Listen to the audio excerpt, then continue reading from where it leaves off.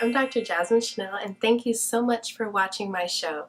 Today I'm telling you top 10 holiday foods to avoid giving your pet. Soleil is joining us. I got her little Christmas dress because it is officially holiday season. Yes, I am that parent who gets their cat an outfit, and I will get Sheba an outfit too as soon as I can find her one because she's pretty big, so I'll probably have to get her some children's clothes and just like alter it, but I'll let you know how that goes. And I have a My Little Kitty sweater as well because, like, why not, right? But yeah, we're gonna go ahead and kickstart this off. The goal is for you to learn the foods that you should avoid giving your pet this holiday because I want to save you money, I want to save you time, and you might want to do something else with your funds instead of being in the emergency clinic hollering about how much it's going to cost to take this foreign body out of your pet's stomach. You might want to invest that in some stocks. You might want to start a Roth IRA, or maybe you want to go shopping. Whatever you choose to do, your business, your money, but I want you to spend it on what you want to spend it on, not on things that can be easily avoidable, like this. So let's get started, shall we? We shall. Number one is skin. The skin of the turkey, chicken, and duck. That savory, herbaceous, crunchy, oily, seasoned goodness that most people are fighting over and don't want to share. Yeah, that's what I'm talking about. That is what you do not want to give your pet. Save that for you and for the ones that you love. But if you give it to your pet, what you can cause is a pancreatitis or inflammation of the pancreas. It can be extremely painful to their little tummies, and it can be life-threatening. They can die from it. In the best case scenario, when you don't get a pancreatitis, you can get vomiting and you can get diarrhea. And I mean diarrhea, like blowout diarrhea all over the place. Can't control it. They can't hold it. They can't get outside fast enough. And this is not what you want to be dealing with like 30 minutes before your boyfriend's parents come over for the first time or your party is about to start. So do not give your pet the skin, that crunchy goodness that's on the meat. Save it for you.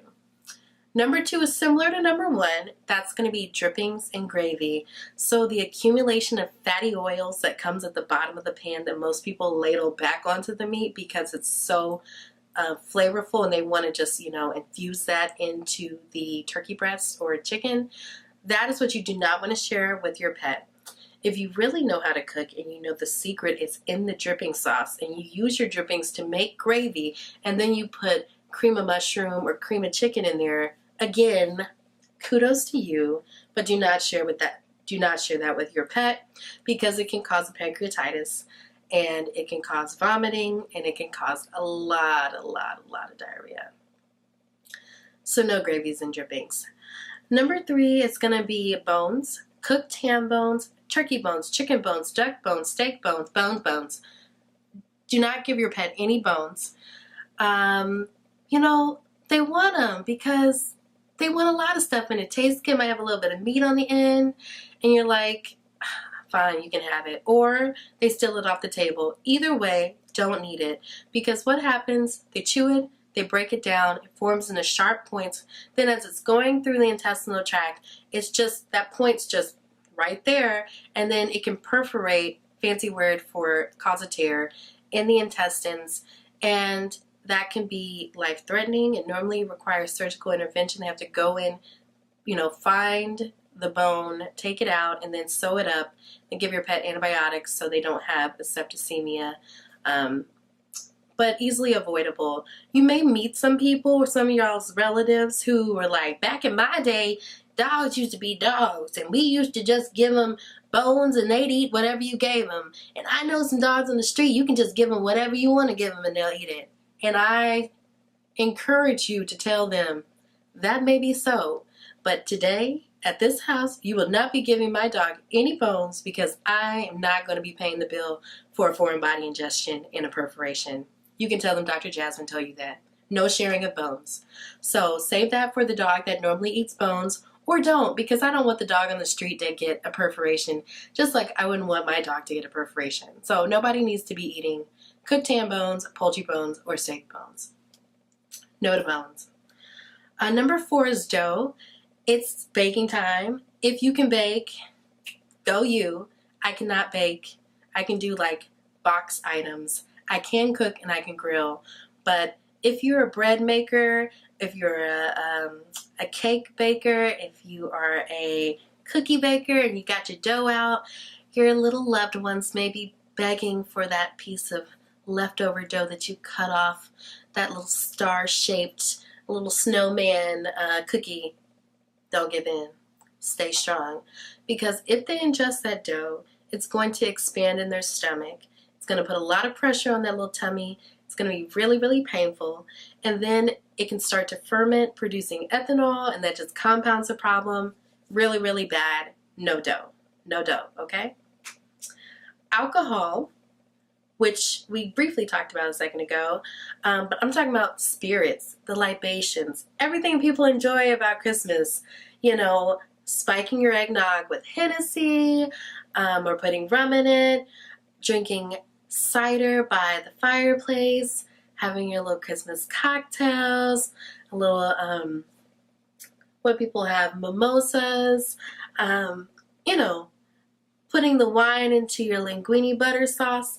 All of those things are fine for you, especially if you're over 21. But if you are not, do not give it to your dog or your cat.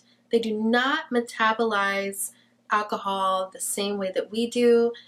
It is not pleasurable for them to drink it. Do not give it to them. So we don't want them drinking leftover beers. They should not be drinking out of the eggnog, besides the fact that that is like unsanitary. But the ethanol can cause nervous system depression, respiratory depression. They won't be able to breathe on their own. It can cause seizures, vomiting. I mean, they're going to act like they're drunk, and it's not going to be good for them, and it can be deadly. So no alcohol. Number 6 is chocolate. Most people know chocolate is poisonous. You may not know, though, that the caffeine and the theobromine are the toxic compounds for pets. And that can lead to heart arrhythmias, so their heart will be beating abnormally. It'll be beating really fast, tachycardia, and it can also cause seizures. Not all chocolate is created the same, but all chocolate is toxic. Dark chocolate and baker's chocolate is going to be more toxic than semi-sweet milk chocolate or white chocolate. So if you're baking with dark chocolate or baker's chocolate, that small amount, if you had the same amount of white chocolate, this one would be more toxic. So no chocolate for anybody. Save that for you. Number 7 are onions and garlic. Species allium, those veggies, so leeks, chives, scallions, all of those delicious, fragrant, flavorful little veggies that we add to our food that make our breath smell horrible, but they're really, really delicious. Do not give those to your pet. It can cause red blood cell damage. Excuse me. So you'll get hemolysis or breaking up of the red blood cells, which can cause an anemia in the body. And you may also see, which can be very, very disturbing, your pet urinating brown or red urine. And that is from the hemoglobin that is in the urine. So avoid giving any onions, garlic, chives, scallions, all of that. Save that for you. Don't give them anything that has been sauteed in that either. Just as bad. Number 8, raisins and grapes. I don't really like raisins. My mom used to make me eat Raisin Bran, and I would like pick out the raisins in the bran. I'm like, this, why are we doing this? Why are we doing this? But many people love raisins in their oatmeal raisin cookies, in their raisin bread. I mean, I guess you can put raisins in pretty much anything, in your little fruit cake. Do not share that with your pet. If you like grapes like I do, frozen grapes, do not share that with your pet. It can lead to acute renal failure or kidney failure. And yeah, I mean, I feel pretty much enough said. And if they don't get that, they can definitely get vomiting and diarrhea. So no raisins, no grapes. Even if the cake is bad, even if the bread is bad, throw it in the trash. Don't try to slide it on their table and let your pet eat it to pretend like, it's gone. Don't do that. Number 9 is macadamia nuts. I love macadamia nuts. Like, macadamia nut cookies are delicious. You can probably put it in ice cream. My mom used to put it in the bowl next to our little nutcracker. Yeah, I mean, it's good stuff. But do not give it to your pets. It will cause a paresis or hind limb weakness. You're going to see them like dragging their back legs, and their front legs are still going to be moving. Or you may see an ataxia where they're kind of like stumbling around and they're not able to walk straight. They look disoriented. Not cool. Don't do it. No macadamia nuts. You can give peanuts because peanuts aren't nuts. They're legumes. Ta-da! Number 10, our last food is xylitol. Many people don't think of xylitol. Xylitol is a 5-carbon sugar alcohol that is used as a sweetener. So you'll see it in sugar-free gum. Some people bake with it, especially if they're diabetic or they're trying to, refrain from using sugar. They'll use xylitol. Xylitol can be very, very harmful to your pet if it's ingested. It can cause a hypoglycemia, which means your pet will have low blood sugar. It'll just drop low. And if they're already diabetic or they're on insulin, it's really, really, really going to be bad and life-threatening. And it can also cause seizures and vomiting and diarrhea. So no xylitol. Do not give your pet any sugar-free items, any gum or any cookies or anything like that. Don't do it. So we went through the top 10. I'm going to add like an extra bonus round. And that would be, it's not really a food, it's more like an object. So corn on the cob, twine from chicken and turkeys, the toothpicks that people put the pineapples in their ham. Like, people don't intentionally feed their pet these things, but these are the things that get thrown away or left on the plate, and your pet goes and they take it and they swallow it. And again, it can lead to a foreign body. So they have to either pass it normally, which may be very difficult or impossible, or you have to go in surgically and remove that item. If it's twine and it gets wrapped around an organ and cuts off the blood supply, known as ischemia, then it can cause necrosis or death of that organ or the surrounding tissues. And sometimes you have to go in surgically and remove those dead tissues so that the rest of the organs can continue functioning properly. So, really, really try to avoid allowing your pet to get into the trash. If you know they get into the trash, or if you put something really, really good smelling in the trash, put a rock on top of it, close it off, put a little door or something so they can't access it.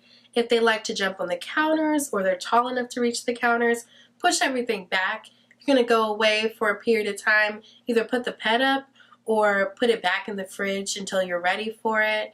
If you're having a party, let people know if your pet's going to be walking about and you're serving a food item that could be dangerous or potentially hazardous, that your pet is in the proximity, so please be aware of your plate.